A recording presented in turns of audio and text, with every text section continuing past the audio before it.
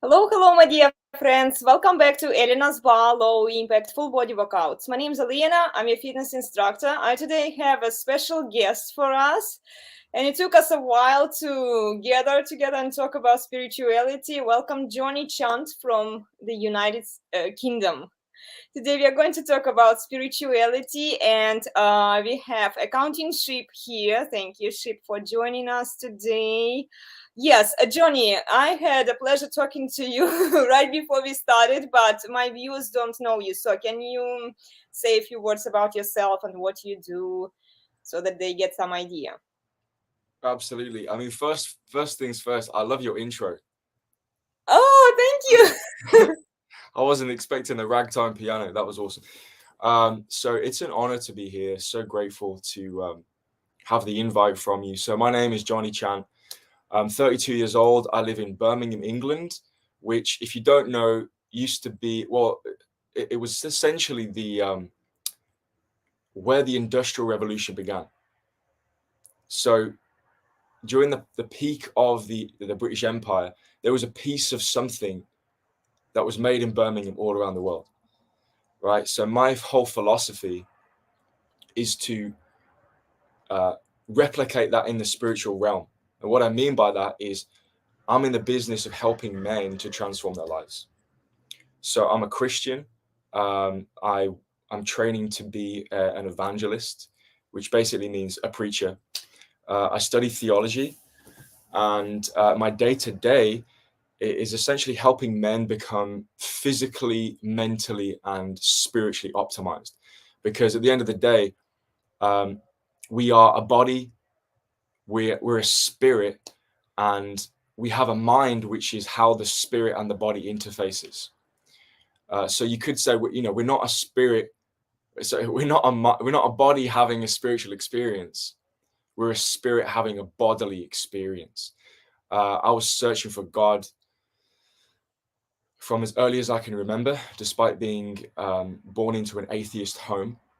And after 16 years of exploration, we can get into that.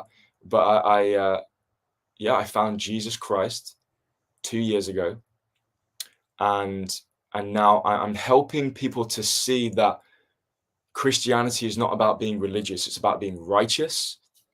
I'm passionate about specifically educating men on how to be men, because sadly, there is an attack on manhood. There is an attack on what it is to be a woman, to what it is to be a man. Generally speaking, as your viewers probably already know, there's an attack on what it is to be human, and we can get into that. But in short, yeah, that's me. Very grateful to be here. Yeah, thank you, Johnny. Thank you for giving us a second chance.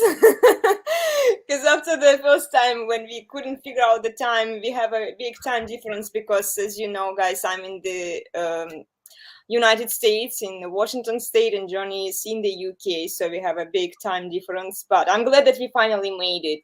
And while we are still warming up here, remember to send us your comments, your observations, your experiences, guys. We're always happy to get your comments, to get your questions. If you have questions specifically for Johnny, this is a unique opportunity to talk to a spirituality person who teaches men how to be men. Yeah. So tell us, what specifically do you say to men?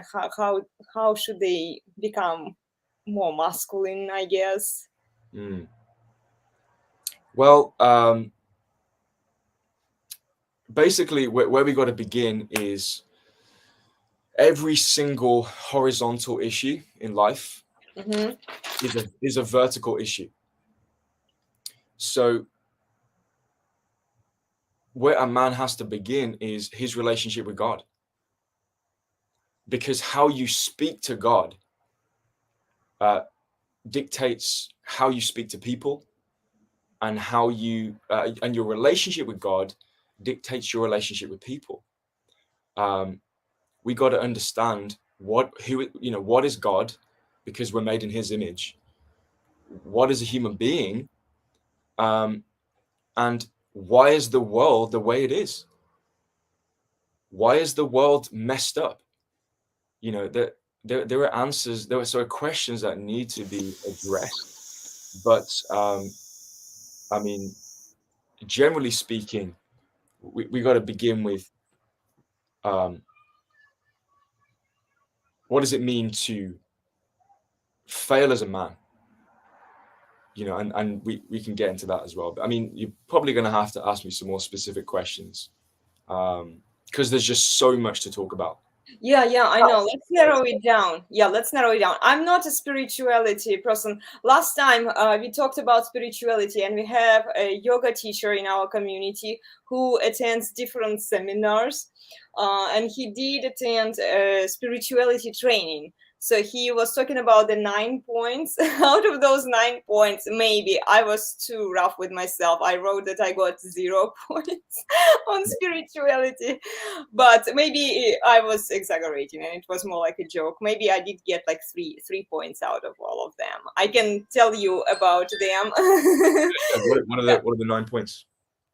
Well, it's how well you eat, what are your thoughts, and uh, yeah, there were a lot of them. Hold on.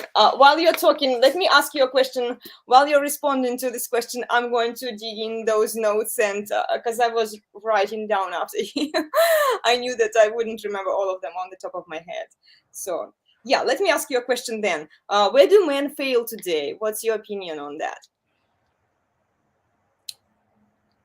So I'm not sure if you've come across it before, but there's a concept called love and respect, right? That fundamentally men and women are absolutely equal in terms of their status, shall we say. Like, men and women are created equal, but we are so different. We're complementary. Men at their core need respect, and women at their core need love. Now, everybody has a different love language, a set of love dialects. Everybody speaks different love languages and dialects. There's 5 major love languages. We can get into that at some point, I'm sure. But men fail to see that by being unloving towards women, they fail to get respect. And when a man feels disrespected, what's he going to do? He's going to pull back love. He's going to withhold love from a woman. And that's going to lead to more disrespect, which enters us into what's called the crazy cycle. So men and women don't know how to engage with each other. You grow up, at least in the UK, I would imagine it's the same anywhere on the planet. You go to secondary school and you begin essentially a Machiavellian game where you're in a jungle. You're in a very toxic, traumatic environment where everybody is trying to leverage weaknesses against each other. Essentially, you have just an environment where people are scared to be themselves. You know, I believe that every human being is a genius, and sadly, we live in a world where those in power do not want that genius to be unleashed. And one of the ways they've done that is institutional schooling. So I think that just as we're in secondary school or high school, and we're not ourselves, we're inhibited to be ourselves because we're going to get ridiculed. You go to university and it's like, oh, it's exactly the same. And then you graduate, you get into the world of work, and you're standing around the water cooler and it's exactly the same. So men fail for many reasons, but I'd say one of the core reasons is integrity. There's a very famous story in the Bible where Jesus is alone with a woman that's caught in adultery, right?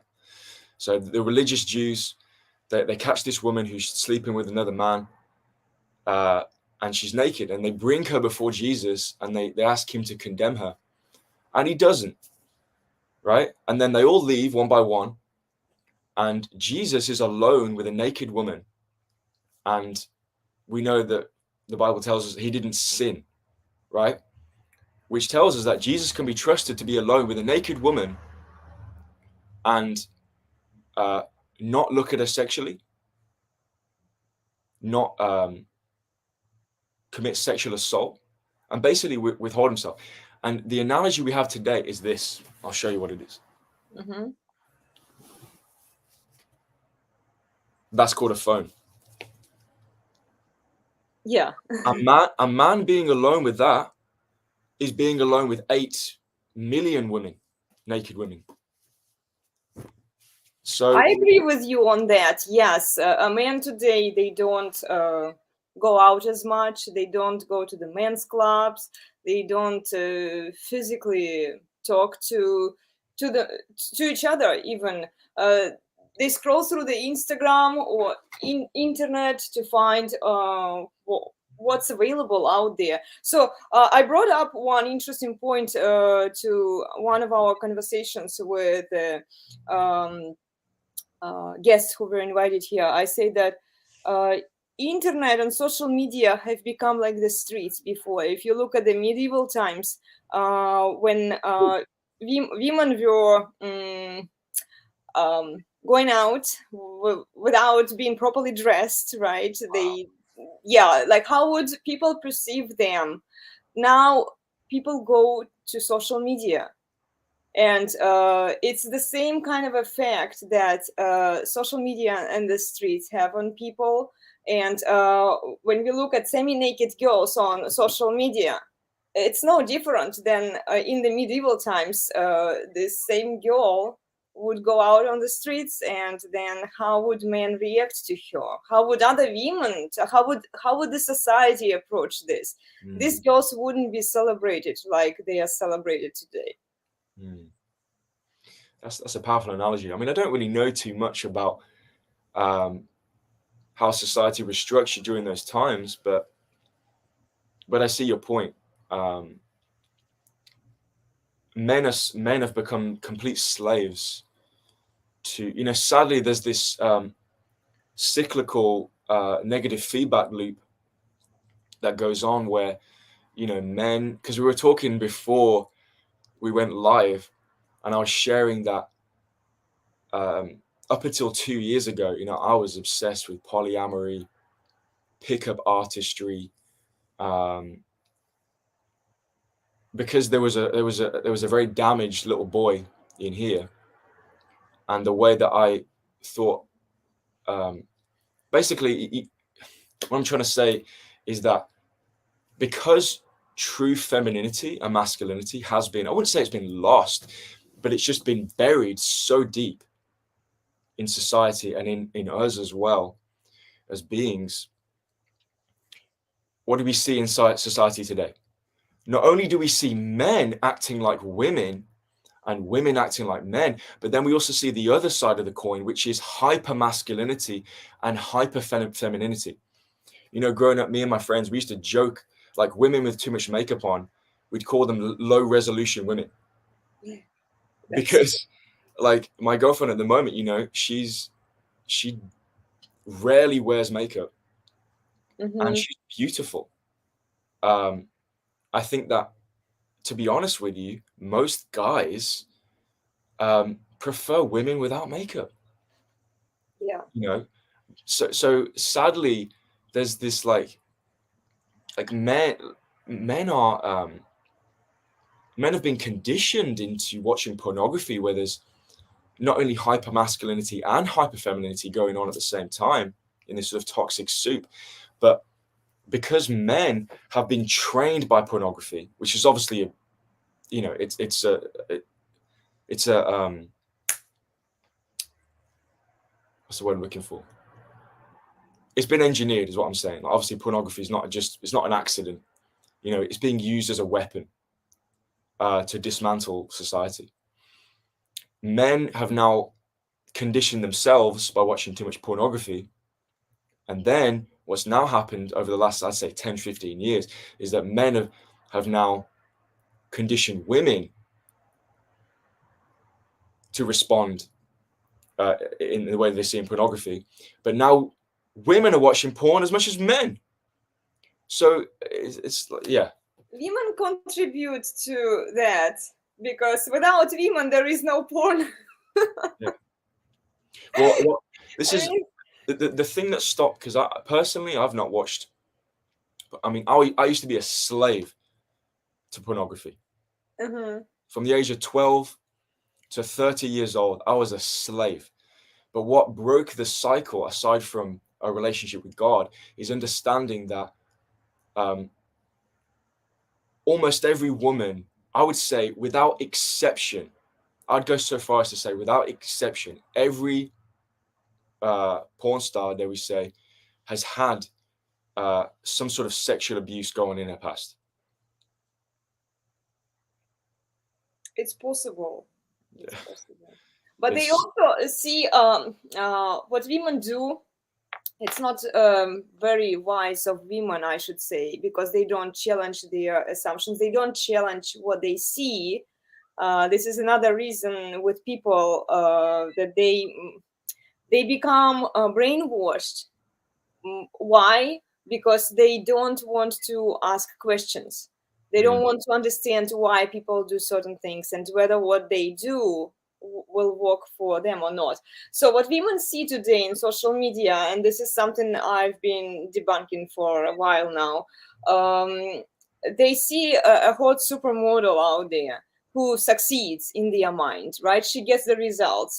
They don't care how she gets it, but as long as she's out there, they think that she gets this fancy jet set lifestyle. She swaps the boys, and then she travels around. And then all women, to some extent, want it for themselves. They want to have this nice lifestyle and somebody to take care of them. There is nothing wrong with it. It's just female nature, right? But they don't question themselves whether they are actually that girl, because why can this girl pull it off? Maybe she has the looks, maybe she has something that people want, right? I know it's kind of crooked way of looking at this, but let's be honest, she wouldn't have succeeded without the simp army, let's say, right? So she's doing something that there is demand for it right now in our broken society. Whether she exposes herself semi-naked or provides some OnlyFans services to men, that's a separate question. We can dig into it, why it happens, why there is demand for it, right? But so what women see, they notice this one supermodel and they say to themselves with the affirmations, which is part of the problem with spirituality that we have to say for women, oh, I'm worthy, I'm valuable, I'm this great human being, I can do no wrong. If this girl can do it, I can do it too. And then they go and pursue the same path as this other girl does. But if this girl is a 10, are you familiar with the scale from 1 to 10? Of course, absolutely. Okay, good. So on 1 to 10, this girl can be a 10, maybe she's an 8, maybe she's a 9, right? On a higher end there. But then there are a lot of average, most women are average out there, right? They don't look as nice, they have crappy personality, and they might also have baggage, which is 2 kids that they fathered with another man, and now they are looking for a new man to take care of themselves, to provide them with nice lifestyle and take care of their children, right? So they're not very objective with themselves by evaluating themselves on the scale of 1 to 10, because they see this supermodel and their perceptual market value, their value, their self-worth tells them that, oh, I'm that 10 too. If that girl has it, I can have it too. You see, and women get into this mostly because they don't really challenge themselves. Nobody challenges women today. If you are trying to challenge them, you are immediately called misogynist. What if I care for women, and I do care for younger women in particular who still have a chance, they are still young, they can take better decisions than the older women. They don't need to go into the OnlyFans. There is another alternative for them. Yeah. But they don't see that way because social media, what we see on social media is a lot of these girls who have succeeded. And now some of them crying, they are actually, as they age, they reveal that, oh, it's actually not that fun, and OnlyFans really sucks, and it destroyed their lives and their privacy, and blah blah blah. They didn't know, they didn't realize what they were headed into, because they were promised that it doesn't matter what you do, as long as you Yes. you proceed, you will be able to attract a high value man afterwards. So that guy will be sitting and waiting for. Look what feminism teaches women, and we have feminism creeped in church, in everywhere, every aspect of our life, in colleges. Women are being told that their sexuality is evergreen, and no matter how they mess up, there will be the right person sitting and waiting for them. Wow. Powerful. Yeah, I mean, let's get a couple of things straight. On the one hand, the agenda at work here behind the scenes wants to normalize prostitution. It wants to normalize being a whore. Sadly, It's already normalized. of course. I mean, we're in the end game right there. But what I'm getting at is, if you study history, you'll see that what cultures used to call, especially like Middle Eastern and cultures around the Fertile Crescent, right? They had things called Asherah poles, which were massive wooden or stone phalluses, basically, that were worshipped. Even into the Roman period, you'd have temples with goddess statues with basically naked women carved out of stone, various other materials. So the notion of pornography and prostitution, these are as old as humanity itself. So sadly, because people don't study history, they fail to see the cyclical nature of these issues.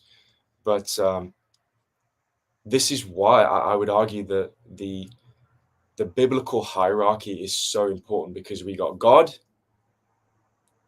man, woman, children. I don't have any children myself, but a married friend of mine who has a 2-year-old son, it kind of shocks me. I spoke to him about 2 months ago, and he shared that his focus, his priority is actually his wife over his child. But I grew up in a household where my mom and dad, they me and my sister were the priority, above, like, even at the expense of my parents' relationship. And that's crazy. You know what I mean? So like this notion of a way things should be because they work, right? This has completely been lost. This is what's under attack, because human beings can live together in relative harmony. Mm-hmm. Marriages can function. Healthy families can function. They just have to be done the right way. So I think maybe people watching this need to hear that, right? Because we don't need men going their own way. Screw that. Men, MGTOW is a delusion. Feminism is a delusion. Men and women need to be together. I could see this analogy, how MGTOW is feminism for men. Yeah. In a way, like feminism for women is that women are invincible, they're strong, powerful, and independent, and they don't need no man. So what MGTOW and Black Pill says that men don't need women. There is some truth to that, because women. Exactly. Because this. Okay, let me just hit this actually, because I do want to highlight the fact that because people talk about finding the one, right?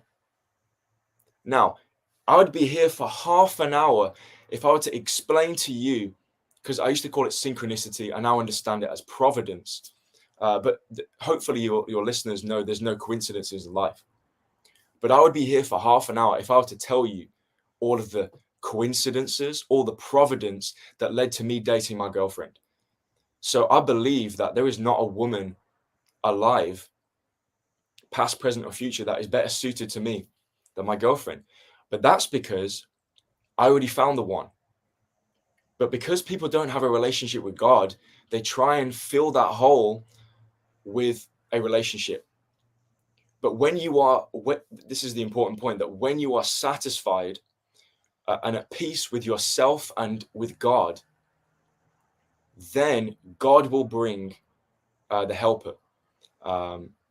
So yeah, thank you for just reminding me of that, because it's not as if men and women need each other. Like, they do need each other, but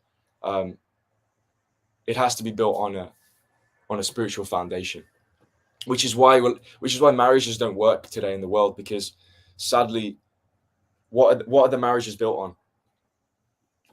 Sex. You know, but sex is important in the relationship. Sex is something that glues the couple together. If there is no sex, there are a lot of sexless marriages. I'm not sure how about in the UK, you can tell me, but here most of the marriages fall apart because there is no sex. And this leads husbands to go out and watch porn. And then the wives are not happy because the husband is supposed to stay with her, right? But she's not willing to sleep with him. She only does it like maybe twice a year on a special occasion. So this deprivation of sex, the problem I see married couples have is that they trade sex. Okay, a wife tells to a man, if you don't buy me this beautiful ring, I'm not going to sleep with you. Until you buy to me, it's all conditioned, right? Yeah. They place, especially women, because men, it's like men love sex. Biologically, they are wired that way. They are to inseminate as many women out there, and their rational thinking and thanks to monogamy, they commit to one woman, right? Otherwise, there would be way more children out there if men were really spreading their seed as far as it goes. So men are already sacrificing their options by committing to one woman, right? Because otherwise they could be doing polygamy like you were doing, right? And being fine. Look, sex doesn't affect men in the same way that it does women. And when we are talking about equalism here, blank slate equalism, but I'm a woman, I can do, if a man can sleep, I can sleep too. Yes, sure, you can, but you are going to have a different consequence for it. Men are programmed biologically to do that. You are not programmed to do that by your nature. You are supposed to commit to a man because of the birthing cycle, how long it takes to have a child. You are vulnerable at that moment, so you rely on a man for protection, for security, for financial support, and etc., because you have to raise the children. So this is what women are programmed to do by nature. Now what we see women say to themselves, oh, but men cheat, I can cheat too.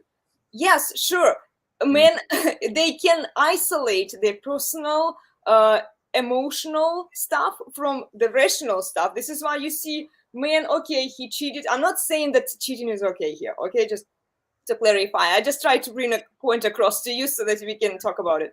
So a man cheats, for example, but he is still married. He stays committed. He stays married to his wife. His resources still go to fund his wife's and children's lifestyle, right?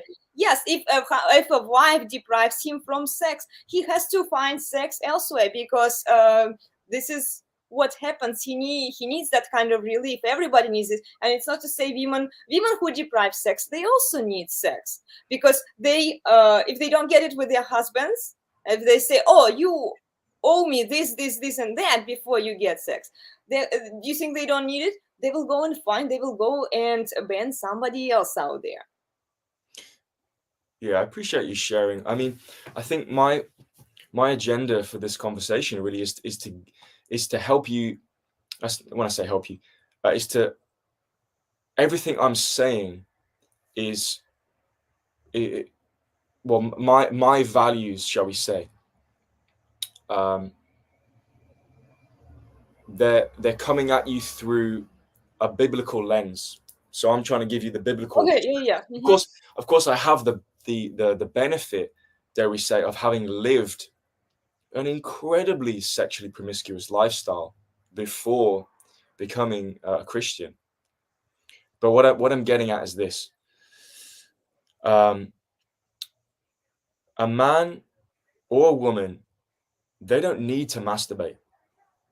A man does not. I would say a man does not need sex, right? Because when you are celibate, right, that energy can be redirected elsewhere. So I've had 2 years of complete celibacy, complete abstinence from pornography, or even thinking lustfully. I could probably count the number of times I thought lustfully on one hand because I've committed to that. Now I don't need a medal for that, but what I'm getting at is that men and women can have relationships, platonic relationships with each other, built on something other than sex, right? What I'm saying is that, for example, my dating relationship right now, it's not built on sex. Now, if we end up getting married, of course we're going to have sex, right? It's awesome. It has different functions, as you said. It glues a relationship together. It builds greater intimacy. It's fun. It's pleasurable. You can create more human beings that way. But what I'm getting at is that the main reason that marriages collapse is because they front load the sex. Right now, I don't agree at all with arranged marriages. However, there's a saying: Western marriages start off hot and they end up cold. Arranged marriages start off cold and can end up hot. Now, I'm not saying that as a blanket statement, but what I'm coming at you with is simply that if you front load the sex in a relationship, then sadly, the relationship has been built on sexual intimacy. However, when you withdraw that, you open up a realm where you can connect spiritually. You can connect with speaking as a man, I can connect with a woman and really care about her without thinking, okay, because if the option for a man is that you're not going to have sex with a woman unless you marry her, that changes a lot of things, right?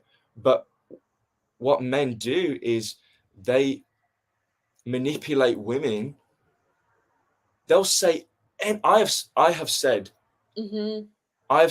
anything, any and everything to get a woman to sleep with me. Do you know why? Yeah, I get your point. Because it totally works, sadly to say, right? But what I'm getting at is that there's another way. Well, that way that you suggest, it requires effort and work. It requires discipline, which Discipline. which is what the world needs anyway. Yeah, I agree with you. I mean, I'm not trying to condemn anybody. You know, I'm just offering a perspective. You know, I don't want to sound judgmental, but I'm personally far happier for it, because we've got to understand that, of course, the way that men and women engage sexually is very different, because let's keep it real, to be penetrated is very different from being the person who does the penetrating, right? But still, that being the case, I can speak from experience after dating 9 women at the same time at one point. Because I was deeply unhappy, I caused a lot of trauma to myself, that I had to unpack later. And men don't talk about that. Men don't talk about the psychological aspect of being a man whore. Okay, you're frozen. Okay. For a moment. Did you catch that? Can you repeat it? Yeah, Please? so basically what I was saying was, just as women can become traumatized or do become traumatized because they're sexually promiscuous, men who are sexually promiscuous also suffer trauma, but men don't talk about that. Because men, generally speaking, are more withdrawn emotionally. Okay, so what kind of trauma do men suffer from being promiscuous? I would say mostly psychological, because every human being on the planet has a conscience, and that conscience is your internal compass. But you know what happens today? People just keep going against their conscience. If you keep going against your conscience, it will become hard. It will become calloused. Yeah. Here we have a comment from accounting ship. Potential damage of dating 9 women at the same time is probably pretty traumatic too. Well, dating is a loose word. You know, Yeah. it was more like manipulating 9 women at the same time. Yeah, Ryan joined us. Yeah, good to have you guys. Thank you so much for showing up. Yeah, interesting, very interesting conversation. Yeah, but yet, man, I'm not saying that okay, if you sleep with multiple partners, you are also risking of getting some kind of STD and other neurological diseases. But yet, because men are more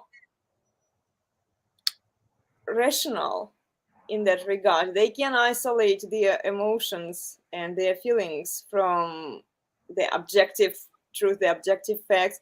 Very much. However, It we got doesn't to look impact at them in dopamine. the same way that it impacts women. I totally agree, but we've got to look at the impact that dopamine has on the brain. You know, experiments have shown that when you give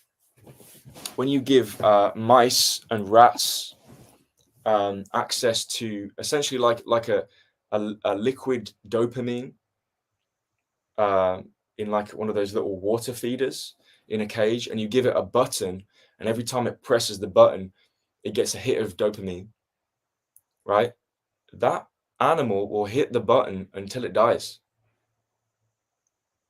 So we are, in that sense, not comparing us to mice, because I don't believe that we're animals, but we are addicted to dopamine.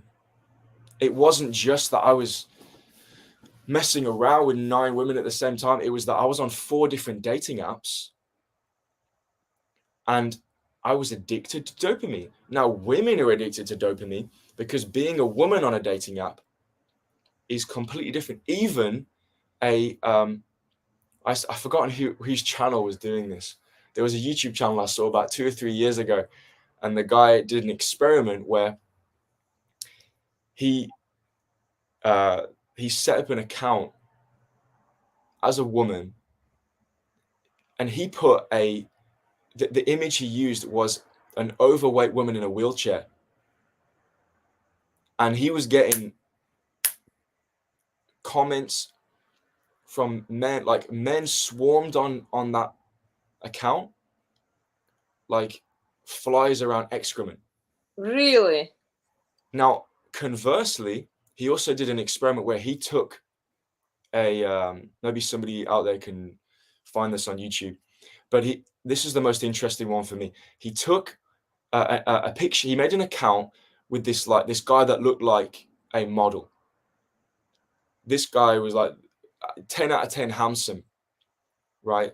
chiseled jaw, ripped physique. But in his bio, it said that he was a pedophile. And women were like swarming over this guy. Yeah. So Hybrostophilia. Are you familiar with this term? Hybrostophilia is when women are attracted. The guy portrays the qualities of Machiavellianism, like a little bit of narcissism, and what are the other traits of Machiavellianism? Psychopathy, and I forgot the last one. Yeah.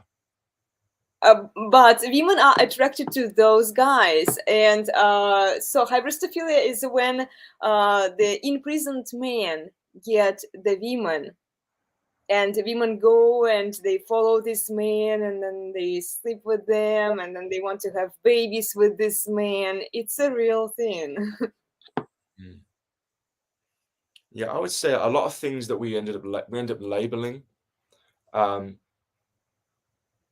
A lot of psychological conditions we end up labeling, I think they're just a consequence of sin. And then, without sounding super religious, what I mean by that is if your listeners aren't familiar with the Bible, sin is actually an archery term, and it means to miss the mark. So essentially, there's a moral, there's an objective morality out there, right? And it's also built into us. It's called your conscience. Right and wrong do exist. We don't live in a world where, just as gender is not some sort of some societal construct, gender and sex are basically the same thing. Your gender is determined by your chromosomes because you can't change your chromosomes. Just as that is the case, we all know basic right and wrong, but the Bible talks about sin as essentially a spiritual cancer. Now, we know that everything spiritual, every spiritual illness has a physical manifestation. And the more depraved things that we do, the more this spiritual cancer grows. And eventually it leads to death, spiritual death, as well as physical death, because it has consequences. So, for example, when I was 15 years old, on a Friday night, I thought it was a good idea to drink half a jar of instant coffee to see what would happen, right? I watched a Metallica DVD and I got very high. 10 years later, I took half a gram of pure MDMA and almost died. When I was 12 years old, somebody gave me a page they'd pulled out of a porno magazine, and it blew my mind. At 30 years old, I'm a slave to pornography. I'm dating multiple women. I'm just out of control. I'm using 4 dating apps. So you see, moral degradation grows over time because sin, or spiritual cancer, grows over time. So just as the DSM, the basically the textbook that describes psychological conditions, just as that grows every year, new terms are added. I would argue that psychology is like modern day purgatory. Just as purgatory is not in the Bible, it's a Catholic construct where you have to pay to go to heaven. That when you die, you go to purgatory in this sort of limbo, and then you can pay, your relatives can pay for you to go to heaven. That is obviously, it sounds like it came out of the brain of like a 9-year-old child. It's similar to, the Islamic view on heaven, 42 versions. That sounds like something a horny teenage boy cooked up in his brain. So what I'm getting at is that psychology for me today is nothing more than a labeling of spiritual issues and biochemical issues, which is why I'm while my room is red, I've got, I don't use regular lighting. This light right now is not affecting my circadian rhythm, right? We can go into quantum biology another time if you want, but essentially the whole world around us is toxic, and it's encouraging this spiritual cancer to grow. So I think we've got to be careful and saying things like women are inherently attracted to Machiavellian men. I personally wouldn't believe that, but I know that we all have a sinful nature, and we have free will at the end of the day. But again, without free will, you can't have love. So, swings and roundabouts, as we say in the UK. So, to some extent, women will have to go against their hypogamous nature in order to keep it in check. But they only can keep it in check when they are surrounded by strong, rational, masculine men to keep it in check for them. I think both men and women, given absolute freedom, what are they going to do? They're going to seek pleasure in every realm. That's just human nature. We need structure, order, protocol. This is why society is like, most cities are like open air mental hospitals. I live in Birmingham. It's the second largest city in the UK, and this afternoon, Saturday afternoon, guys, the city centre is an open air mental hospital. Now, I'm not judging people, but the reality is that it's a very desperate situation, and it requires a lot of compassion and love to combat. So, what's your definition of love? When you said because men don't love women, in what way did you mean that? Well, first and foremost, God is love.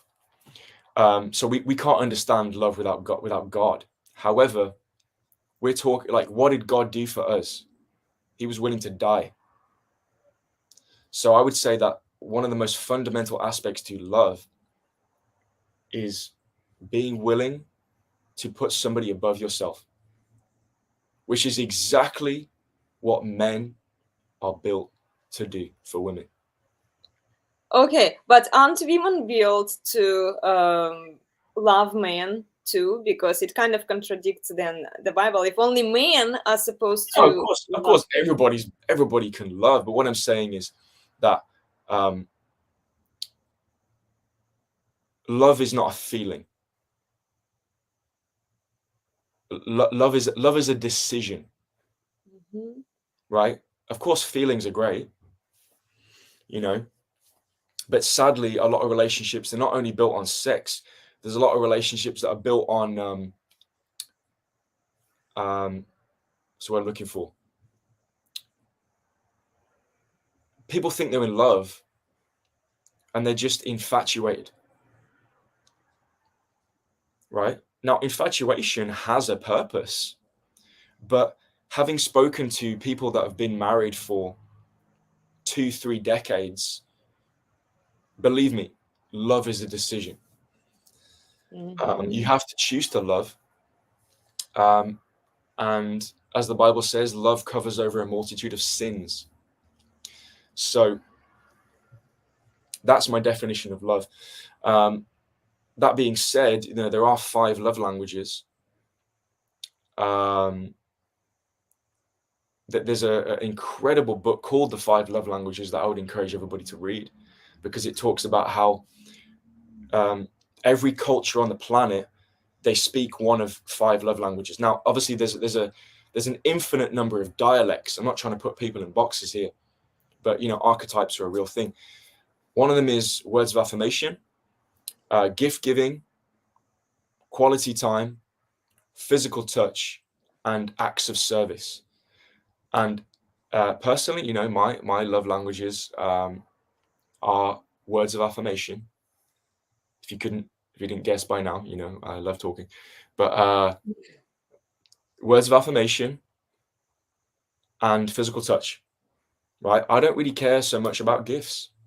You know, when somebody buys me a gift, I'm like, that was nice, but it doesn't hit me as would my girlfriend sending me an audio message telling me what she appreciates about me. That sends me to the Andromeda galaxy, you know what I'm saying? But everybody, like, marriages and relationships fail because we don't take time to learn the other person's love language. Hey,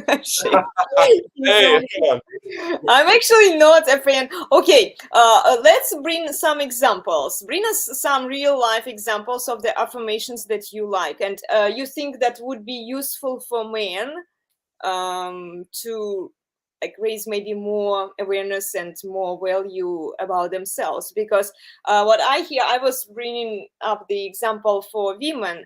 I can share it with you later, how women are being told that they are awesome and perfect and nobody can tell them what to do. They kind of know what's the right way of doing things is, and they don't want to listen to anyone. But tell us what is good for men. What should men do? Men should lead. And you know that straight away, if you spoke to a feminist, right, if you had a feminist on the call right now and I said the words, men are supposed to lead women, man, she's about to lose the plot. But we got to understand that a man's primary role is to lead, whether that is lead women, lead other men, or lead a family. And leadership is, as my mentor likes to say, he's a 50-year-old Black American guy. So, we're very different culturally, but he likes to say, leadership is not a climb to the top, it's a race to the bottom. In other words, men, they need to stop being victims. They got to serve. They got to understand that the leader is the man or the person in the room who has the most influence.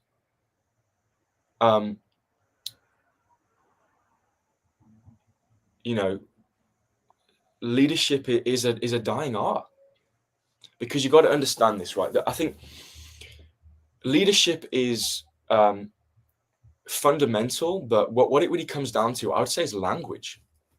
Because I believe that every human being, certainly every human being, but if I'm talking to a man, I would tell him, you have inherent genius in you, bro. And the way you get it out is through reading, writing, and speaking. Because here's the thing, that one of my all-time favorite, you guys need, if you want to take anything from this conversation, go and research a guy called John Taylor Gatto. I first came across him in 2014. He sadly, I think he's passed on now. He was a school teacher for 30 years. And what he did was study what gets taught in the top elite boarding schools in America. These are the kind of schools that produce presidents, CEOs, the richest families, all of the cabal, whatever you want to call it, the globalists, the cabal, whatever you want to call it. They send their children to these schools because they teach them 14 principles. You don't have time to go through all of them. But the two that I would like to highlight would be a theory of human nature. And a theory of human nature that does not include psychology. What do they learn? Their theory of human nature is built off 5 things: classical literature, theology, specifically the Bible, history, philosophy, and law. Because these 5 disciplines will teach you that human beings have been fundamentally the same since the beginning of time. The second thing they teach is what's called active literacy, because passive literacy is reading. Now, if you're creating a society that we have now, a globalist, mechanized society, where you need a bunch of slaves to do your work, a bunch of drones that are asleep, you need them to read because you've got to get them to follow orders. But you don't want them to be able to speak, and you don't want them to be able to write, because when people understand how, when people become very adept at reading and writing and speaking, they unleash the inner genius, which is why childhood has been artificially extended now until what, like 27? You know, you live at home till you're 27. But less than 200 years ago, you became a man at 7 years old. And by the 70s, this had been extended to like your early 20s. So the sad reality is that, of course, a 7-year-old boy is not a physical man. It is not physically a man in terms of, you know, he's not like a strong, fully grown. But mentally, a child of, you know, 7 to 12, people mature at different rates, you know, but generally speaking, between the age of 7 and 12, children they stop copying, they stop imitating, they become fully sentient thinking beings. And the agenda at work today is trying to artificially extend childhood, which brings us back full circle to what you said at the beginning, Elena, which is, you said something about men being boys. Well, there we go. That's what I'm doing. Well, I also think that feminism has its effect on how men behave today, because if you look at the legal system, how it's structured, the laws are not in men's favor. And then women have taken all of the authority that men used to have. So what now we see is happening, men have 100% of authority, but 0% of responsibility. And this disincentivizes men to behave in a manly, masculine way. Because what's the point of them trying if a woman will take half of what they own in case of the divorce, and also they will never see their children, if that's the argument, right? I see why men choose not to commit to women. I understand why they do. Do I think it's the right thing to do? No, I don't, because I believe that men and women are complementary, as we've determined today. Yeah, and they're better together than they are apart.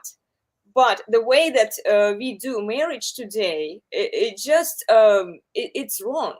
It's very wrong. And we've been trying to determine what the problem is. And I think until we fix the institution, until we fix the educational system, what it teaches to men, and then the law, so that men are not scared to get involved with women, until we fix those things that contribute to the well-being of our society, we won't be able to see the improvement. Yeah, it's education, and we got to make the distinction between education and schooling, because the word school is only used in two contexts.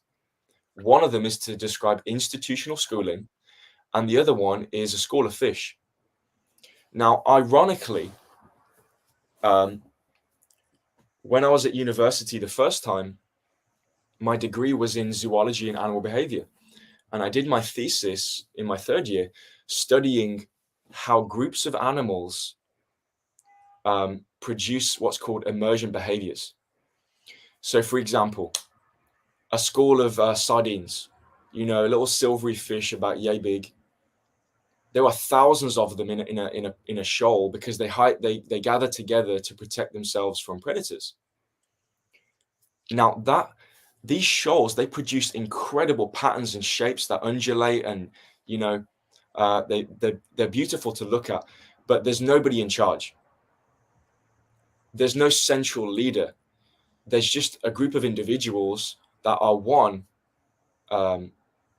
maybe we can't say afraid, because I wouldn't say they can feel fear, but they're certainly trying to avoid predation. And secondly, they're adhering to a strict set of rules that you can program into a computer program, like a particle modulator and a particle modeling software, and reproduce the same shapes. So that's what you see in society today. Because everybody is a sheep, everybody's doing what they're told. You see patterns emerge, and that is why the most valuable thing today, it's not diamonds, it's not gold. The most valuable thing today is data, because the control system we live in, they're mining data from us, because the more data they have, the more patterns they can see. And sadly, human beings can act in very predictable ways. So I would highlight there the importance of breaking that matrix, beginning with education. They are laughing at you calling people sheep. I agree with it. We have a guy here who is accounting sheep. Wow. Isn't that what you do when you're trying to fall asleep? Right? Yeah. Okay. Interesting. Yeah. The schools today. I had an interesting conversation with one of ElenasBarre teachers members, and she was referring to her teachers, and she was saying, "Oh, but my teachers in college, they taught me this and that," and what I was going to ask her whether she actually challenged her teachers and saw their reaction to this, because in a lot of cases teachers today, they're just ideologists, let's say. They have been programmed, and it's not to say that they might do it intentionally, but it's also that they don't know any better, and they teach you what they have been taught themselves, by themselves. And if you attended the school after the 1960s, 1970s, you are most likely a feminist, and you don't know any better unless you challenge yourself. So when you rely on your teachers and you think that they are these ideal gurus out there who can be who cannot be mistaken, they only say the right things for you, right? You agree with me? If you don't challenge them in any way, you're going to be misled, most likely. Absolutely. And do you know what's so powerful about what you said? Which is that, well, one thing, both my parents are retired teachers. So, like, growing up with two parents that are teachers, I can tell you that is a head trip right there. But what you said is very true about school teachers, because a lot of them are unaware or reticent participants in this this crime against humanity that is schooling. But you got to understand, it goes way further back in the 60s. I would recommend a book called The Underground History of American Schooling by John Taylor Gatto. I can send you, because it's a 1,000-page book, but he does a lecture which reduces it down to an hour. Oh, that would be awesome. Yeah, thank you. Let me send that now before I forget. But anyway, what I'm trying to get at here is that as I started to, wait, let me drop it in the comments. Yeah, please. Yeah, if you can. And what's the name of the book again? It's called The Underground History of American Schooling. Right, let me join the chat right there. Oh, I can connect my YouTube account. That's awesome. Yeah, put your YouTube in here, guys. I didn't know you had YouTube account. I'll put you in the description box so that guys can follow you on Instagram, and also I'll do that later, because I don't even know my password right now.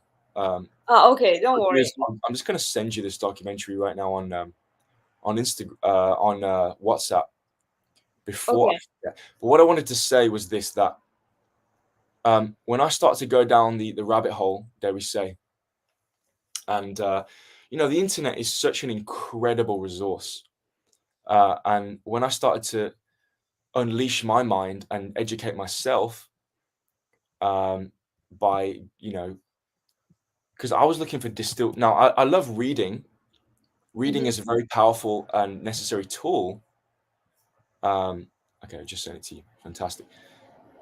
Yeah, reading is absolutely necessary. However, why would I read?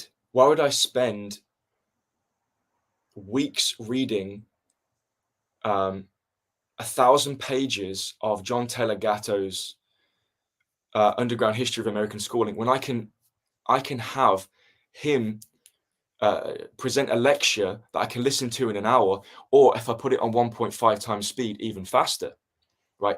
Like if you want intricate detail, you've got to go to the primary source material. Yeah.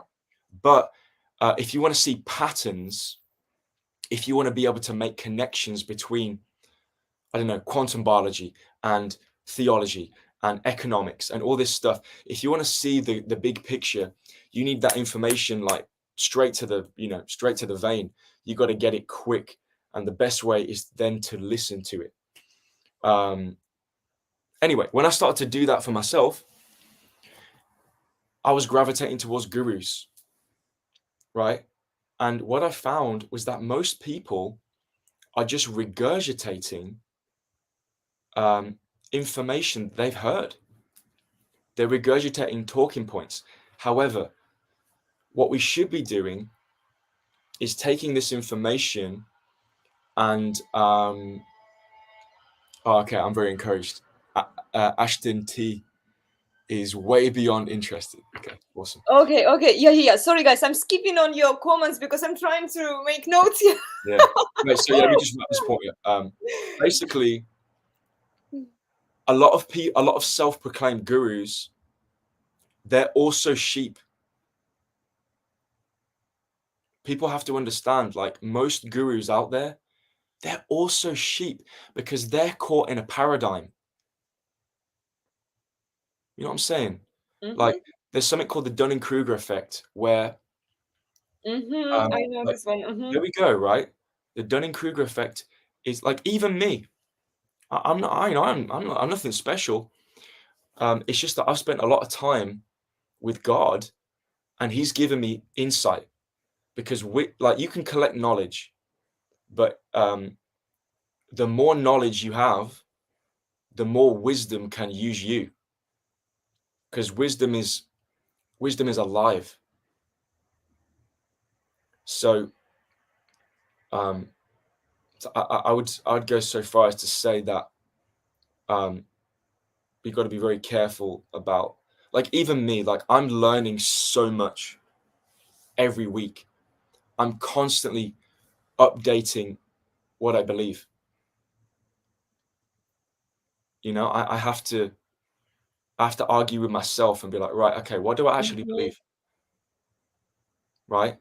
And if I go back to that year on year, it's scary to see just how much I've grown. And I'm like, man, I was deceived.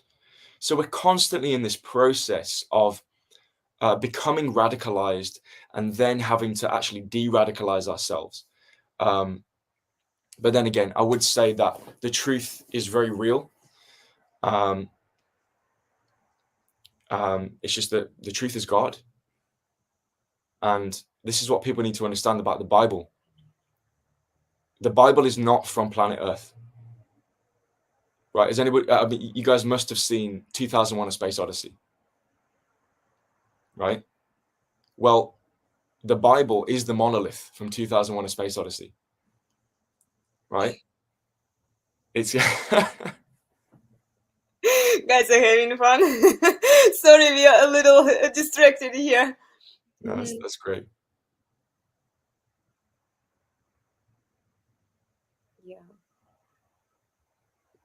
Yeah, wisdom is wisdom is a rare commodity these days. There's lots of knowledge around, but there's not much wisdom, Yeah.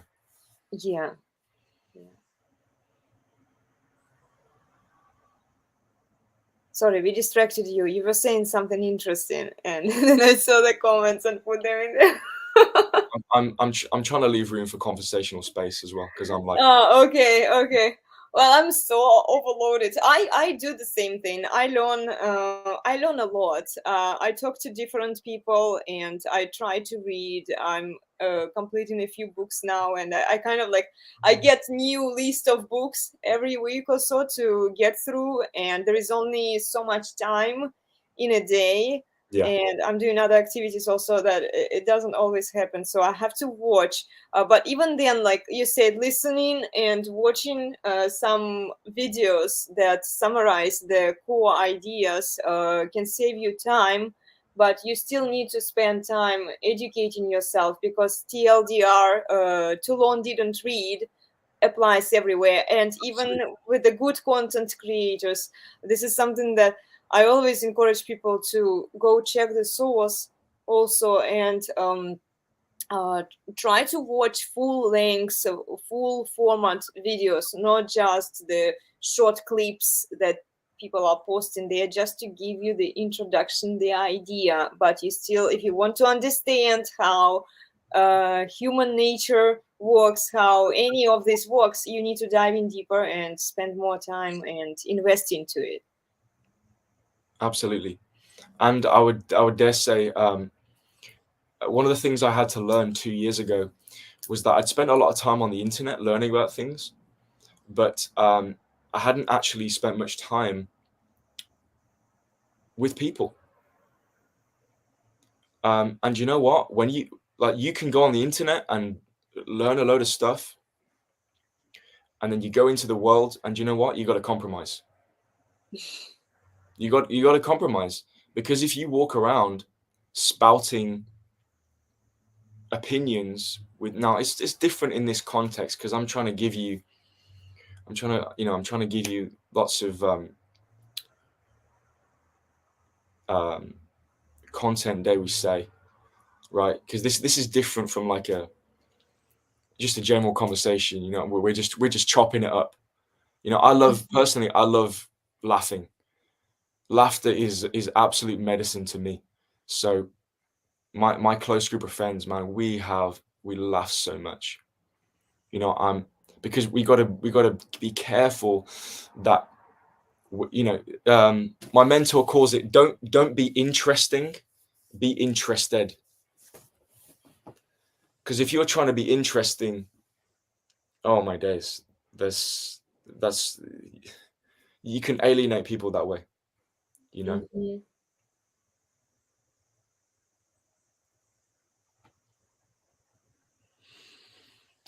Yeah, Ashton says that she loves the film Space Odyssey, classic film, the only film she likes by Stanley Kubrick. Yeah, I mean, I don't know. Eyes Wide Shut is a pretty fire movie. What's some other awesome Kubrick movies? Um, Damn, I never really cared for a Clockwork Orange. It's pretty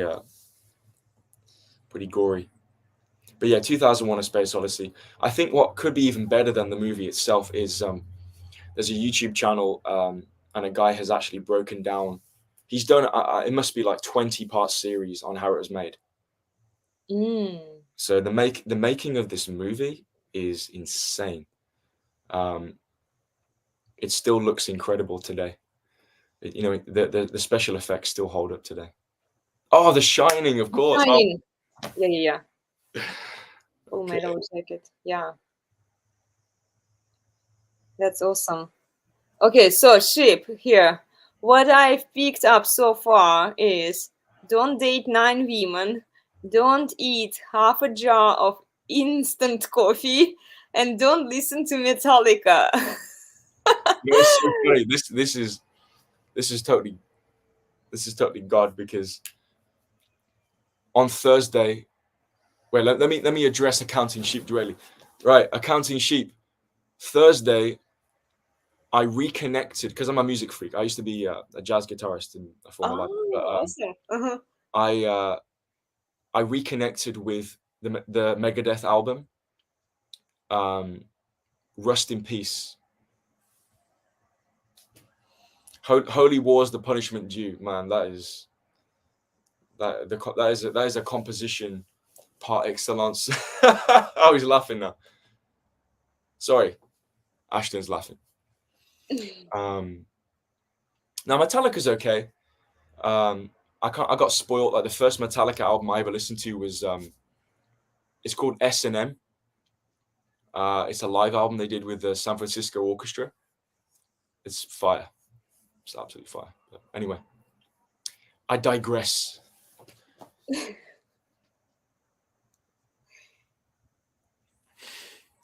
Excellent. Yeah.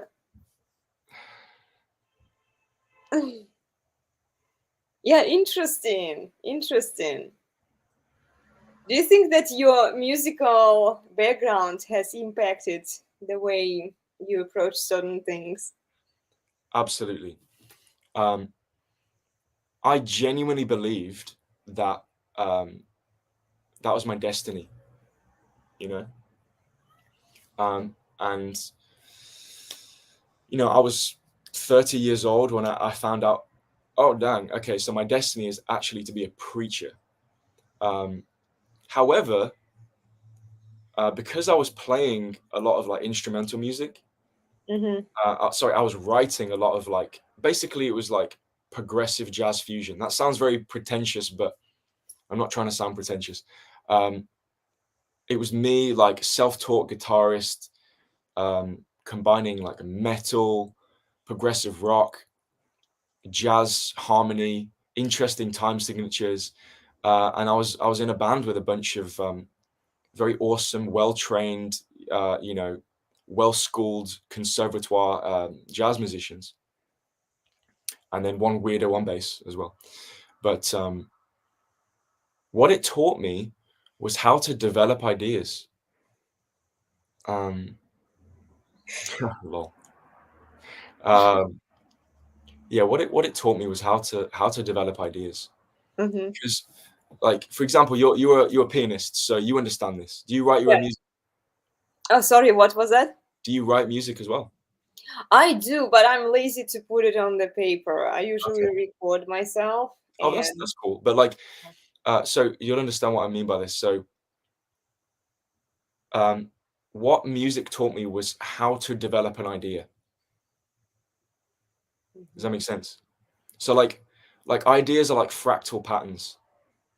You know, like you have to make a decision. You know, I'd be like noodling around and I'd come up with a nice idea. I'm like, okay, this is a pretty good idea. And then you can change it slightly. You can okay, Elena improv with a capital E and a capital I. Awesome. Yeah, developing ideas is a very powerful tool. Yeah, but at the end of the day, like what I realized I was put on planet Earth to do was to write, and to speak. Because writing you can be very precise, but when you're speaking, you know, I've probably said some embarrassing things on this podcast so far. You know, you can't go back and edit what you've said. I mean, it's already coming back to haunt me because now I'm known as the guy that dated 9 women and drank half a jar of coffee. So you know, he's just picking on you. We have a community of different people here. So Ashton is a young 20-year-old girl here. Accountingship is very good with numbers. And he's in his 40s. And yeah, he usually leaves spicy comments so that you know. you always need that guy. Yeah, You always I need really appreciate both somebody. of you guys. Yeah, thank you. And Ryan, he recently started attending our live streams, but he also attends my in-person Pilates and belly dancing classes.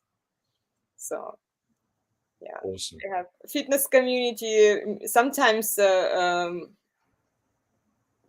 Angus Angus pianist joins us too. So some of the music community in here as well. Awesome. Yeah.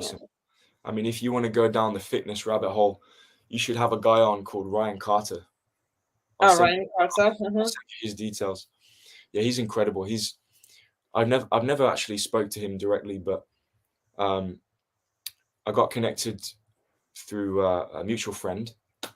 And this guy is, I would say, he's probably in the nutritional therapist spectrum. Space. He is numero uno. He is number one for me. So yeah, he's a fantastic guy to talk to.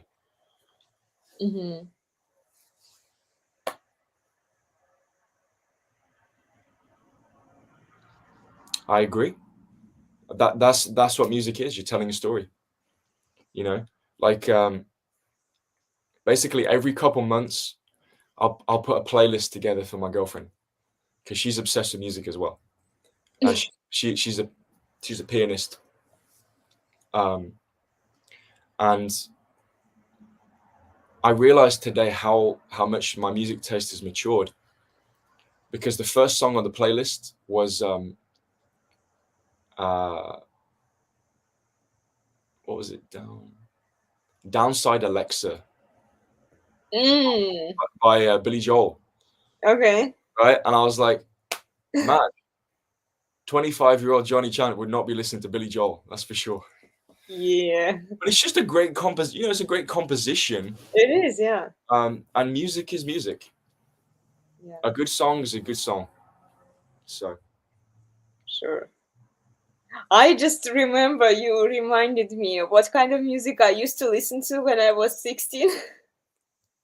Versus what I listen in my 30s. I'm 33. And it has been a drastic change and a drastic shift, I should say.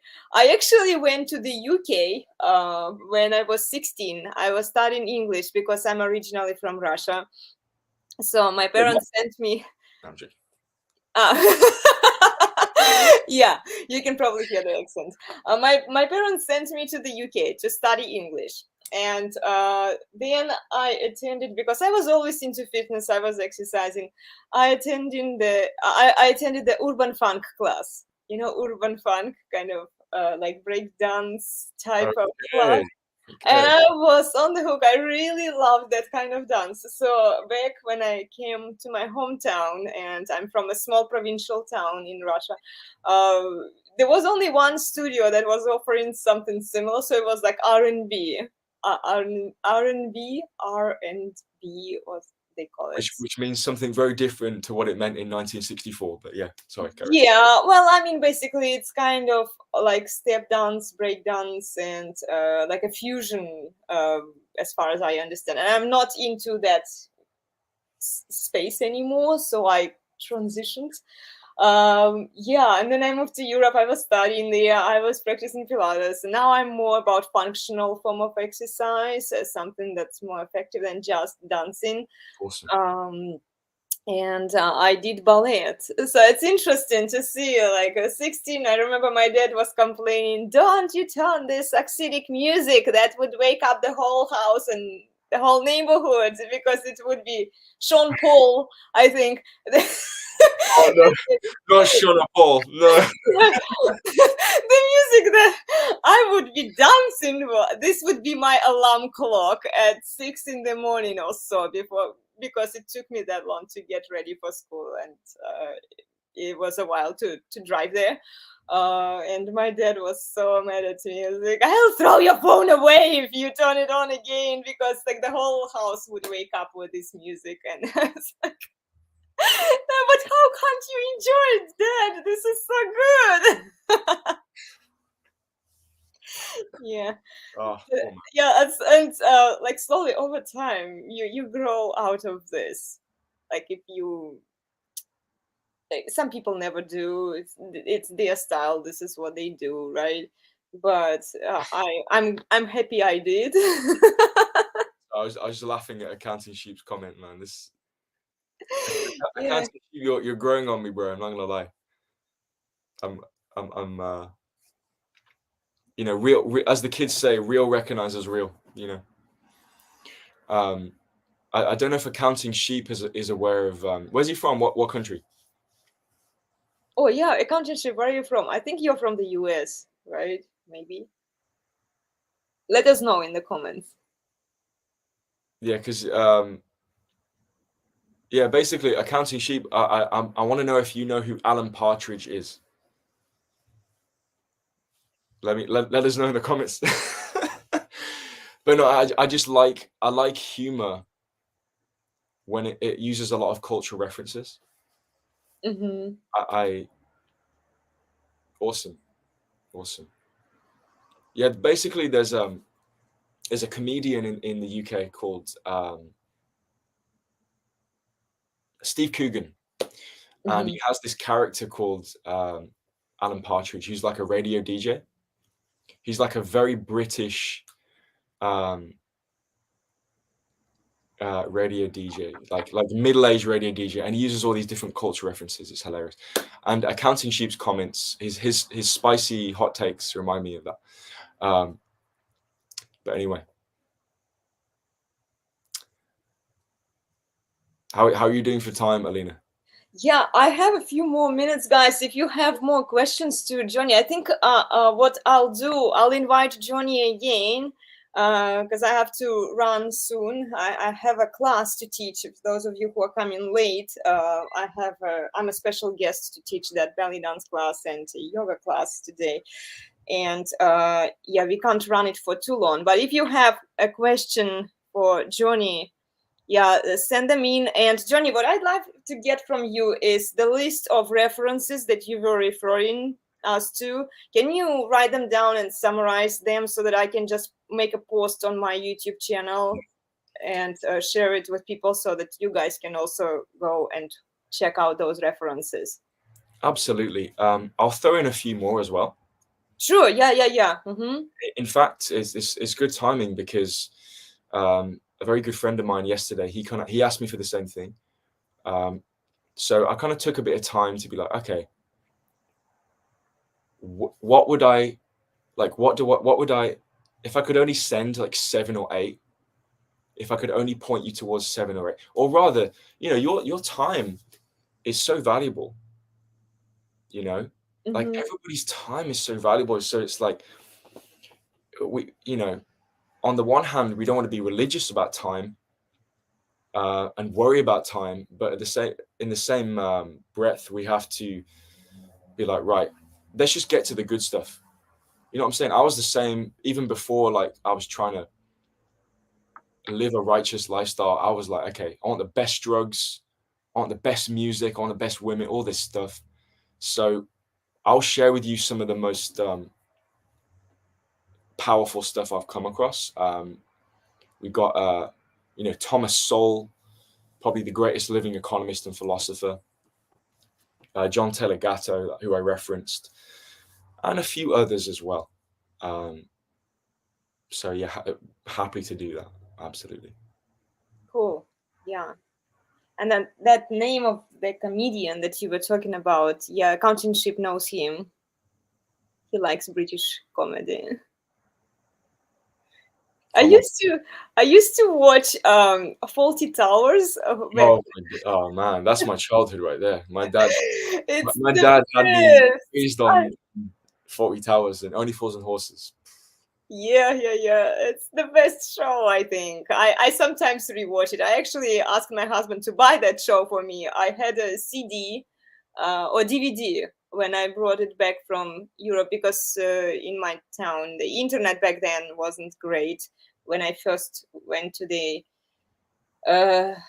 wasn't my first trip to the UK, but it was in 2006, so it's been a while. The technologies weren't there yet. You couldn't stream it. You barely could write emails. So I brought with me a lot of books and a DVD with the Faulty Towers, and this is what I was watching. Oh, and also The Sound of Music. I like that one. I like that show too. Classic. What would you recommend? What have you been learning at the moment? What would you recommend I check out? Or to whom? To women or to men? Well, I mean, Well, because for me, because I feel like we're kindred spirits in the sense like you're always trying to learn, and we kind of go through phases. At least I do. I become obsessed with a particular educator, and I absorb all their content, and then I kind of, I sort of organically move on to the next thing. So I'm wondering, what are you studying at the moment? well, I'm currently studying and talking to the Red Pill guys. I love the content that they produce, and I think it's very valuable for not just men but also for women, so that people challenge themselves mentally and physically, because our body and mind are connected, and you can't just isolate and work on your muscles without working on your mind. But you also need to be careful, because as we've been talking about throughout these discussions, that there is a lot of bad content out there, so you have to choose the people carefully. You have to vet, investigate what you are being said. Don't believe it blindly.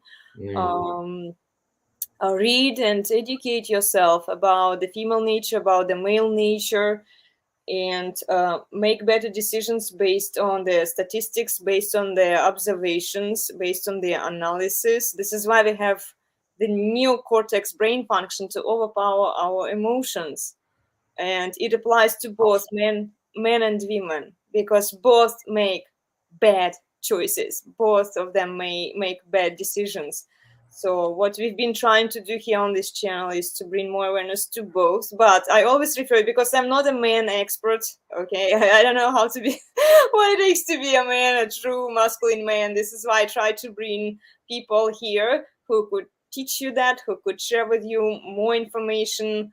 I always refer you to check Rollo Tomasi and the Rational Male book. He has 5 interesting books here. I'll show you. Here, I have all of them. All of them. So the first one is the Rational Male, and I've been working on it. I've been making notes, because it's not just for men, it's also for women, but you need to have like the right kind of mindset to approach this book without taking it as a personal attack. And this is unfortunately what happens to women today. They are way too emotional. They can't process the information rationally. And yeah, this book is amazing. And then the Positive Masculinity is also a good read. He's a fantastic author, and he also runs the live stream shows on his YouTube channel that you can jump in and check out. And then here, the Preventative Medicine, that I'm yet to read. I haven't read this one yet. Interesting. And then the last one, I think, Johnny, this one would be a good read for you, actually. And I would be curious to see what you think about it. It's here, The Religion. Okay, here, you see it.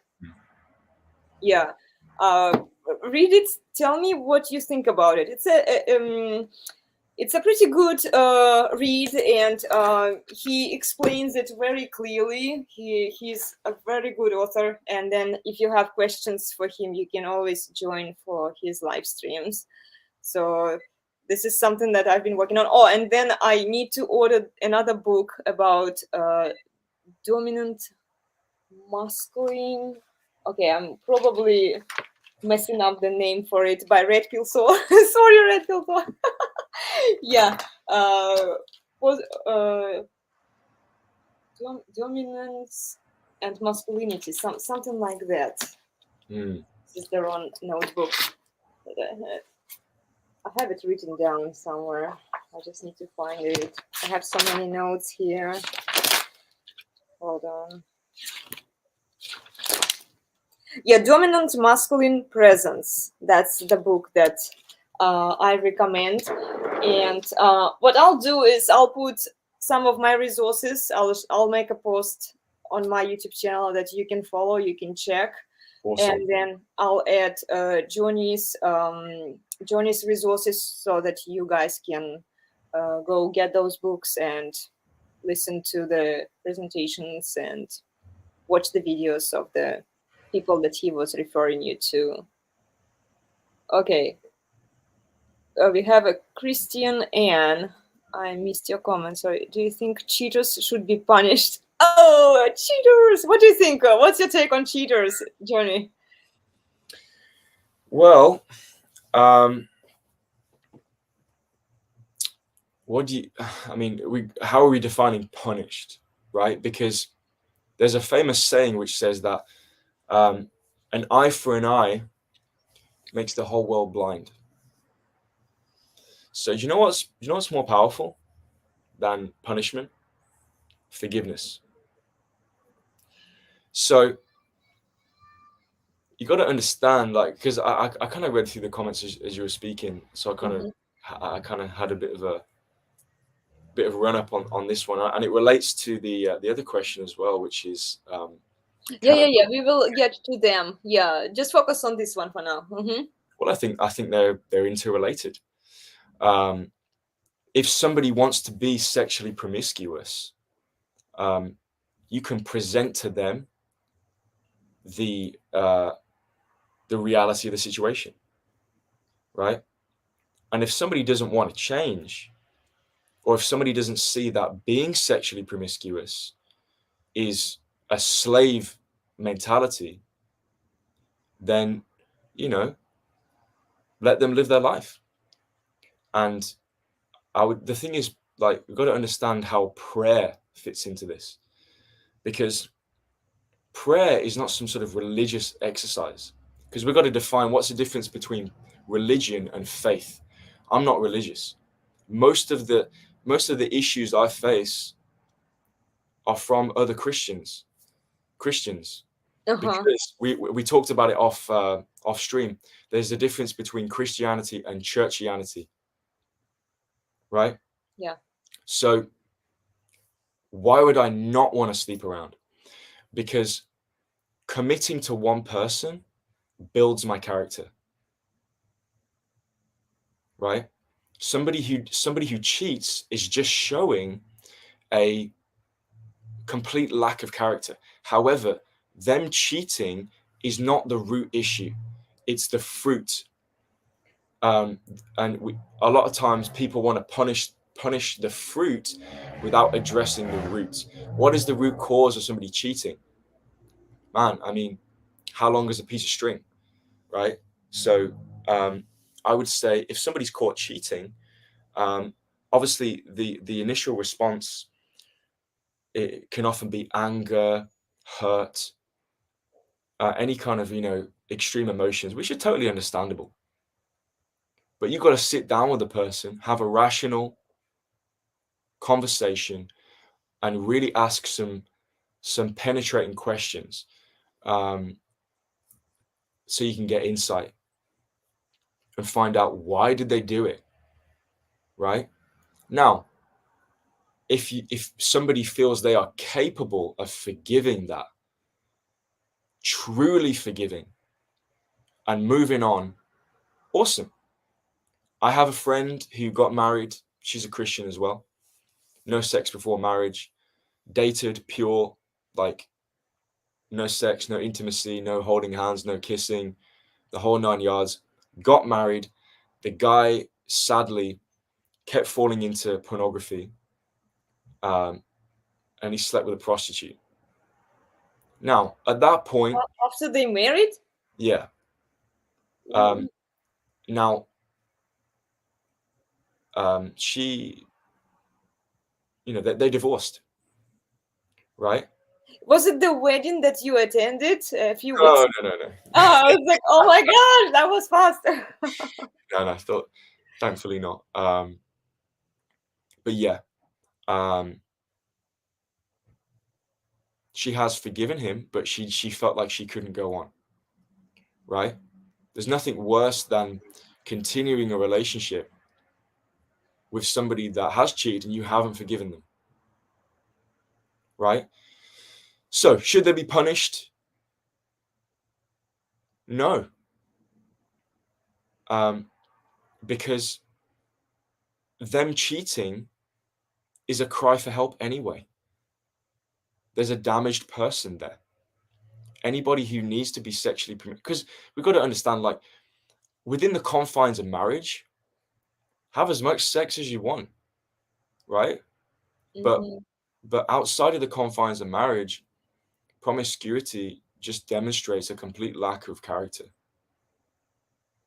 simply put. Yeah, if a person cheats, they've made their decisions, and cheaters are cheaters. You can't. The best you can do for yourself is move on with your life and find another person who has the moral standards and who doesn't cheat. Because if you try to leave, and even if you forgive this person and you stay with him, or they will keep doing what they are doing because this is who they are. You can't really change their nature. If they can't fight the promiscuity, it's not really your job to. You can kind of minimize the woman's desire for cheating by being more masculine, by being what a woman actually wants, and by leading. Oh, by well, leading, by leading as a man. Leading. Oh, okay. I thought you said leaving. By leading, yeah. By being a strong, rational, masculine man. Yeah. Sure. You can kind of minimize your exposure and her interest in other men. If you don't give her the reason to cheat, but again, don't misinterpret it as you have to work on your eggshells and satisfy her so she's constantly happy with you and you give her what she wants. Because no, if she bases their relationship on the things that you provide for her, it's not a good stable relationship. If she values the lifestyle that you provide for her more than she values you as a person, as a human being, then you need to be careful there. Because the moment certain situations will happen and you won't be you won't be a successful man all the time. Sometimes you'll fail and you'll have to own your failures, right? Because this is how we grow, this is how we improve. And if she leaves you for a better man at that moment when when something bad happens to you, for example, and it's not an excuse for you to be lazy and sit on the couch and do nothing, right? But if you are working, if you are improving the situation, if you're doing your best, and then she decides to leave you anyway because she was promised 10 more cents elsewhere, let her go. And she will leave that guy too eventually. So she's the one who would constantly be jumping and monkey branching from man to man, because this is uncontrolled female nature, right? This is what she has been programmed to do by nature. She wants to find the best possible mate for herself. When there is no control placed on her behavior, when nobody tells you, okay, you really didn't earn a better man, right? Or you just misbehave, right? Nobody tells you that.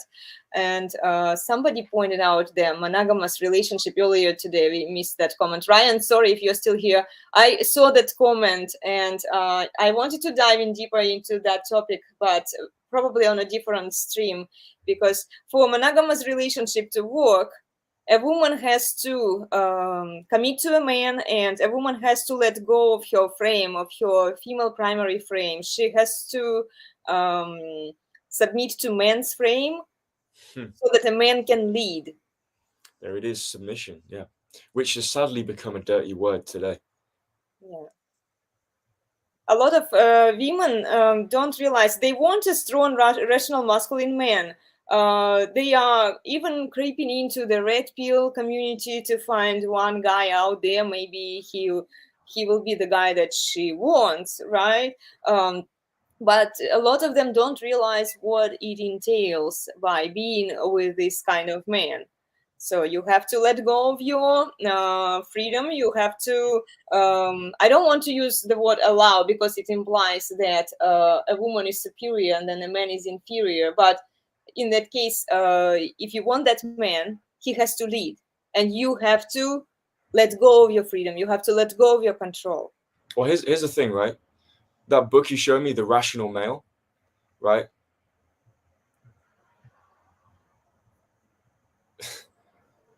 A woman will only truly submit to a man that is submitted to God.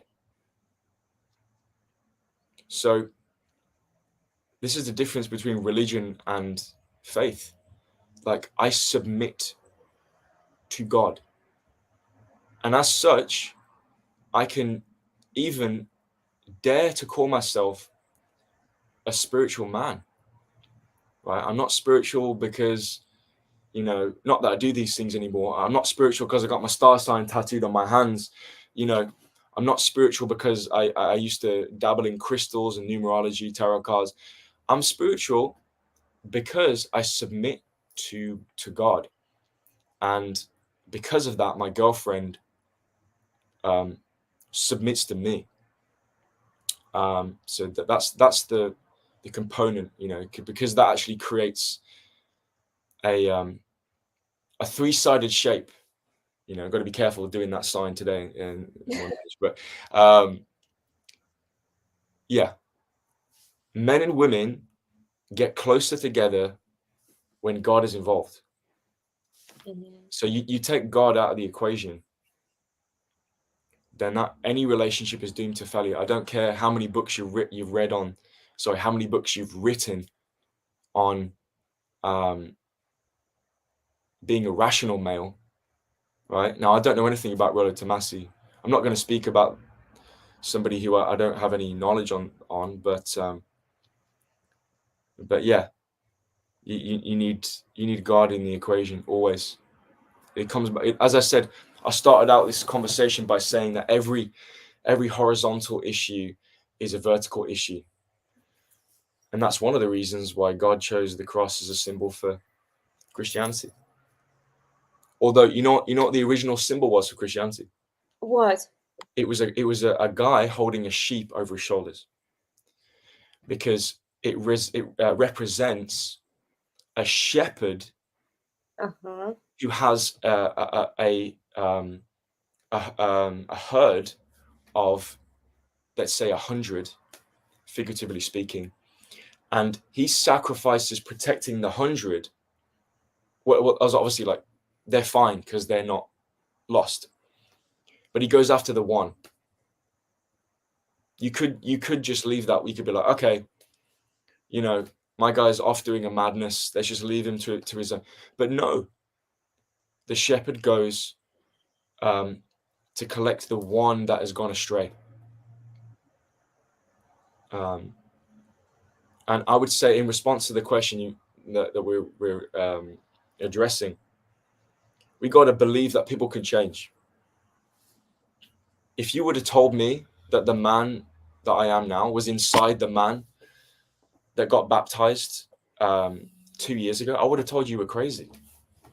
Yeah, but Johnny, also you are a man. See, if a woman does the similar thing, and if she is in a polygamy and she sleeps around a lot, and then she comes down to the realization that, oh, I don't want to do it anymore. It's the wrong thing to do. And then the second virginity concept, are you familiar with it?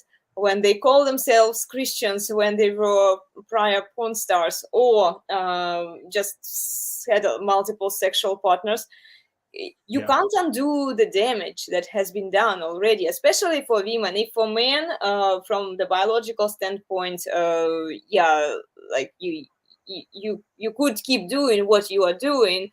It's just your choice that you decided to be closer to God and not do it anymore, right? And commit to one woman. and a lot of men do grow out of like sleeping around. Eventually they probably want to settle down with one, and they are thinking about the children, right, and something more serious. But for women, when they view it from the egalitarian standpoint and say, oh, if men can do it, I can do it too, they are losing so much by doing this. Yeah, I agree. But here's the thing. I started off by sharing the story of my friend Steph. You know, she fully transitioned to be a man. She had her womb cut out. She had her breasts removed. She has now been detransitioning for about like over 3 years. There are consequences that we have to live with, that we have to accept, but people can change the capacity. Human beings are plastic. God has made us we're so adaptable. Like look at a dog. 400 years is all that separates a wolf from a chihuahua. That's the same species. So you're telling me that human beings aren't equally, or if even more, plastic? Like, look at us. We're all colors, shapes, and sizes. Human beings can change. We have to believe that even the most wicked person can change. And the determining factor is forgiveness. Because when people are believed in, they can flourish. But I do accept that a woman who has had 20, 30, 40 sexual partners, who has, dare we say, baggage, yeah, she's at a disadvantage, no doubt.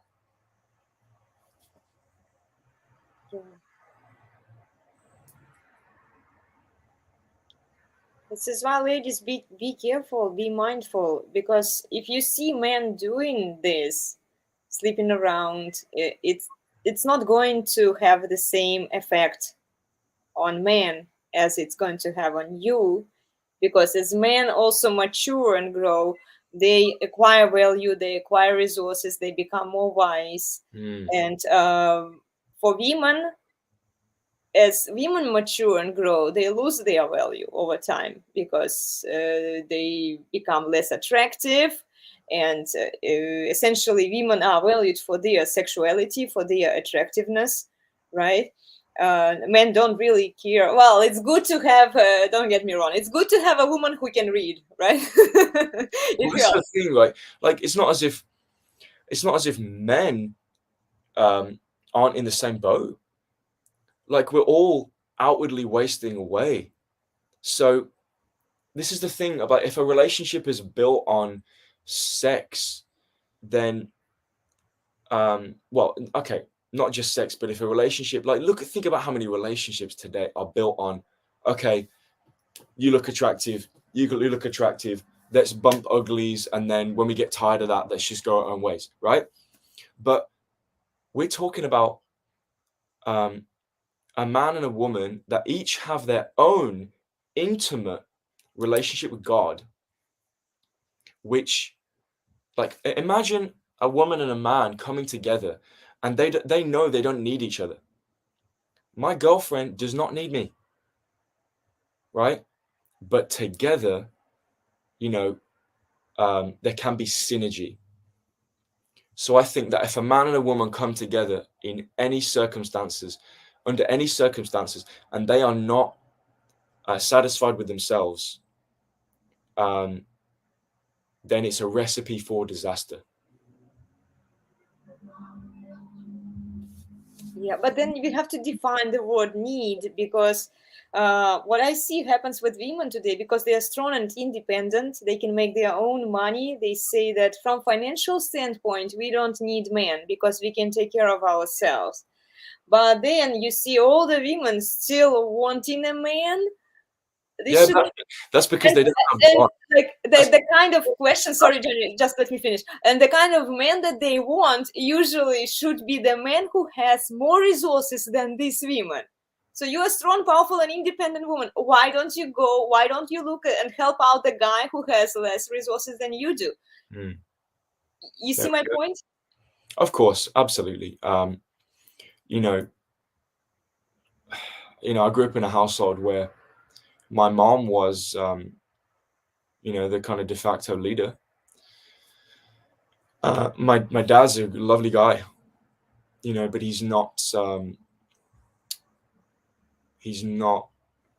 He's not a leader because nobody ever taught him how to be a leader. Yeah. But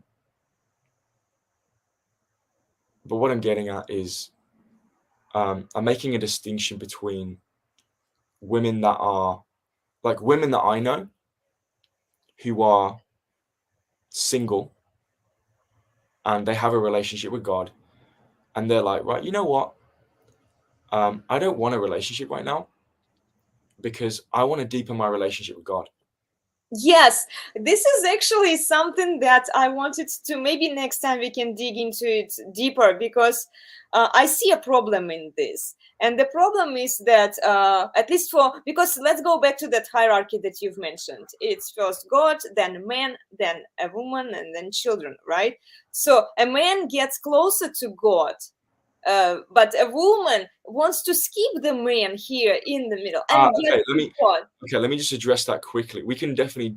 Uh-huh. I would love to talk about this more, but I do need to address something. That order is not an order of importance. That's like the order of authority. Because Yeah, as I said, children submit to children submit to both their mom and their dad. Women submit to men submit to God. But obviously, men and women, like a woman does not need a man to get to God. However, a woman, um, um, I would say, biblically speaking, it's easier for a man to be single his whole life. But because women do have a overwhelming reproductive desire, it is probably wiser for a woman to have family. But as I said earlier, when you find the one, when you have a relationship with God, God will bring the complementary partner. And a lot of people don't want to believe that. Yeah, I want you to actually maybe argue on this one, but next time, okay? Because I'm running out of time now. I don't want to I don't want to start. make you late for your class. Yeah, we will make a note on this, and then we will talk about it later, guys. And if you want to, please bring your questions also, and your comments are highly appreciated as always. Very interesting topic. Wow, you just I made a lot of notes. I can't really come up with the questions right away while I'm still processing and thinking. It takes me a while to process the information.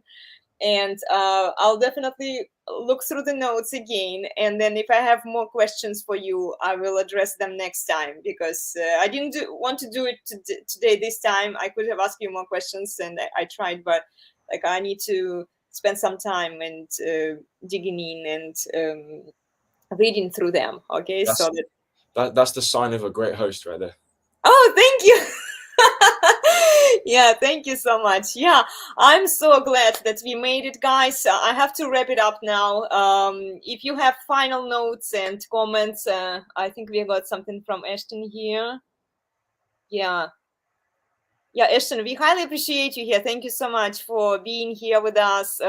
You're so young and you're learning really fast. And it's amazing that you are challenging yourself. It's really good.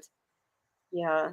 So the final notes just said, when you do confess their feelings and I don't go for it, and they throw away our friendship because of the refusal. Well, that's probably because you didn't have a friendship with them in the first place, dare I say. But anyway, we don't want to open up a can of worms right there. But Yeah. Yeah. And she also pointed out about friendship between men and women. Oh, we can go deep on that one. Yes, let's talk about it. So we'll make notes. We'll talk about friendship between men and women. And then a woman, man, God, this kind of hierarchy. Yeah. We'll dig into this one. What else can we talk about next time so that I'll put it in the title? Let's talk about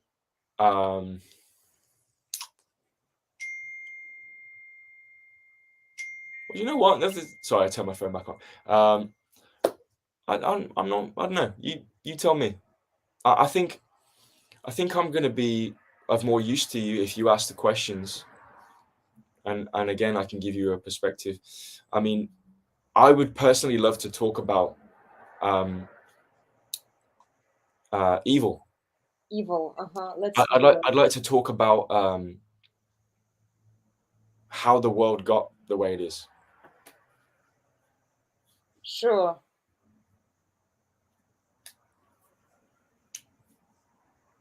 Nice. Okay. Cool. And guys, if you have more questions, let us know. Okay. I've been on the other side of that one. Okay. Maybe a topic for next time. What are you referring to, Ship? I kind of lost track. He's talking about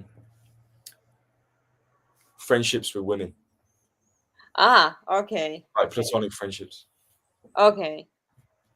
Yeah. Yeah, guys, if you have questions for us, send them in during this chat or after we are done. Write your comments in the description, not in the description, under the description box, okay, in the comments section.